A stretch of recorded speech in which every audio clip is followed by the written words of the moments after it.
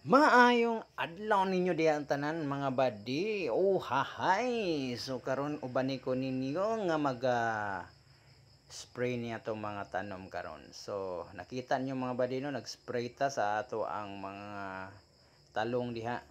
So nindot kay niya tong gigamit mga badi nga spray.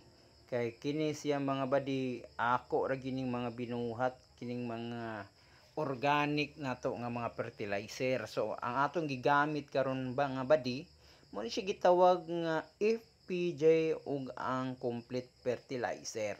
Mga organiko ni atong gipangbuhat mga badi. So nakita ninyo nga nagsugod na ta spray. So fermented fruit juice di ay ang atong gigamit diri mga badi ug ang complete fertilizer nga gikan sa guso nga atong gibuhat mga badi. So mao na siya gitawag siyang complete fertilizer kay tungod naa na diha kumpleto na naa na diha ang NPK mga badi no sa atong gibuhat nga fertilizer.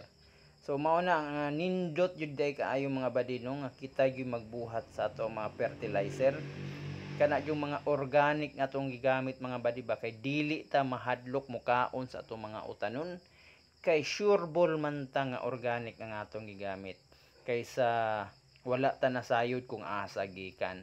Mao na mga badi nga nindot gyud ay kaayo nga magtanom ta sa ato ang tagsa-tagsa nga mga panimalay kay tungod makasigurado gyud ta nga healthy ang atong ginakaon nga mga gulay mga badi. So mao na siya no.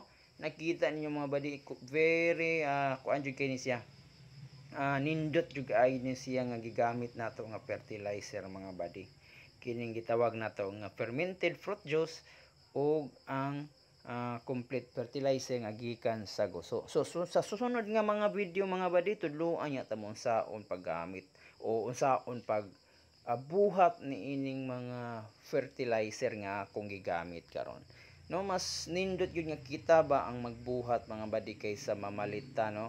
Kay kung kita magbuhat magud mga badi, kasigurado gyud ta nga nindot ang atong nabuhat no. So diri ra ko to mga badi ug daghan kay salamat sa pagtan-aw. Bye.